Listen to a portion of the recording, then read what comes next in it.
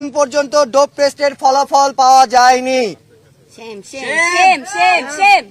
এখানে উল্লেখযোগ্য এই যে অমর্ত্য রায়ের প্রার্থিতা একান্তই ব্যালট পেপার ছাপিয়ে ফেলার জন্য বাতিল হয়ে থাকে, তবে ডোপ টেস্টের ফলাফল অনুসারে যেসব প্রার্থিতা বাতিল হতো তাদের ব্যালট পেপারে নাম থাকতো কিনা সে ব্যাপারে কোনো সদুত্তর পাওয়া যায়নি নির্বাচন কমিশনের পক্ষ থেকে।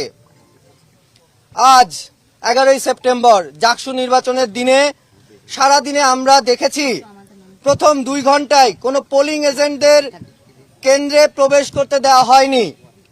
উল্লেখ্য যে গতকাল রাত 2টায় নির্বাচনের ঠিক 5 ঘন্টা আগে পোলিং এজেন্টের প্রবেশের ব্যাপার নিশ্চিত করা হয়।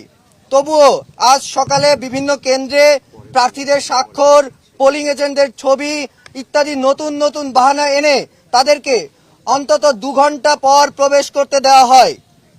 পোলিং এজেন্ট এ ব্যাপারে প্রশ্ন করলে প্রভোস্টরা উত্তর দেয় তাদের উপরে আস্থা রাখতে।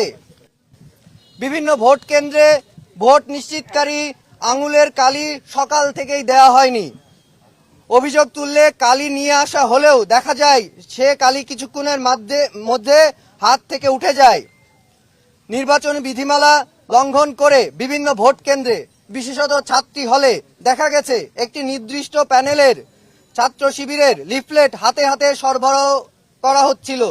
এমনকি জাহানারা ইমাম হলে একটি বুথের মাঝে 2টি প্যানেলের লিফলেট সাজিয়ে রাখতে দেখা যায়। এটি সুষ্ঠু নির্বাচন ব্যাহত করে।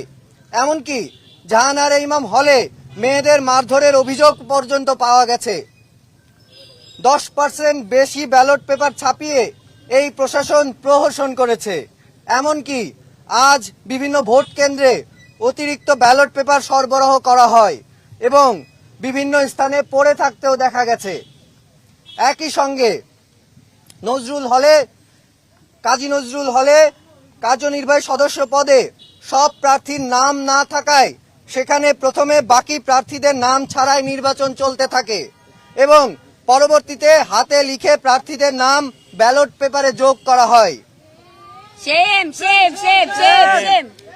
নারী হলে পুরুষ প্রার্থী প্রবেশ, ভোটার লিস্টে ছবি না থাকা, আঙুলে কালির দাগ না দেওয়া, ভোটার হওয়ার পরও তালিকায় নাম না থাকা, ভোটারের তুলনায় ব্যালট বেশি ছাপানো, লাইন জ্যামিং, বহিরাগতদের আনাগোনা ইত্যাদি অনেক অনিয়ম, অব্যবস্থাপনা আর গাফিলতির কারণে এই নির্বাচনকে ঘিরে অনেক সন্দেহ আর প্রশ্ন ওঠার পরিবেশ সৃষ্টি হয়েছে। জাকসুতে অসঙ্গতির দায় শুরু থেকে শেষ পর্যন্ত প্রশাসনের। নির্বাচন কমিশন এবং প্রশাসনের চূড়ান্ত অব্যবস্থাপনা, গাফিলতি, ব্যর্থতার কারণে এই ইলেকশনের ক্রেডিবিলিটি নিয়ে যে কারো মনে প্রশ্ন উঠতে বাধ্য।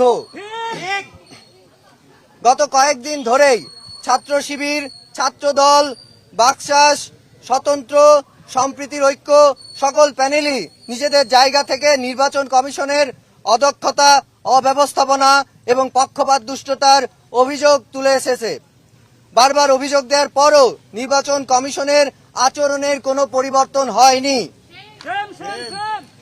অমর্ত্যর প্রার্থিতা অন্যায্যভাবে বাতিল করা হয়েছে।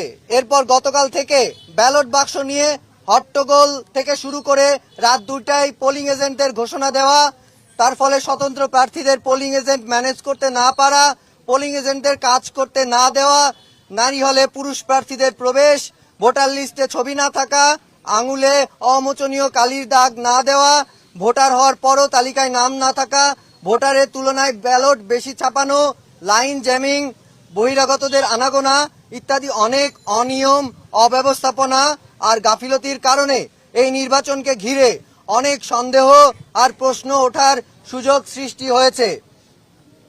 এই দায় কেবলমাত্র এই ব্যর্থ, অথর্ব এবং পক্ষপাত দুষ্ট নির্বাচন কমিশন এবং প্রশাসনের।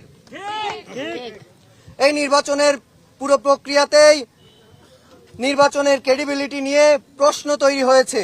একটি সুষ্ঠু প্রক্রিয়ায় জাকসু নির্বাচন আমাদের আজীবনের দাবি। শিক্ষার্থী হিসেবে প্রতিটি জাহাঙ্গীরনগরের আপামর শিক্ষার্থী অপেক্ষা করেছে এই আজকের দিনের জন্য। কিন্তু চূড়ান্ত রকম ভাবে আমরা ক্ষুব্ধ, হতাশ। হ্যাঁ, আমরা এই অনিয়মের নির্বাচনকে বয়কট করছি এবং দ্রুত, সুষ্ঠু ও গ্রহণযোগ্য প্রক্রিয়ায় পুনর্নির্বাচনের দাবি জানাচ্ছি।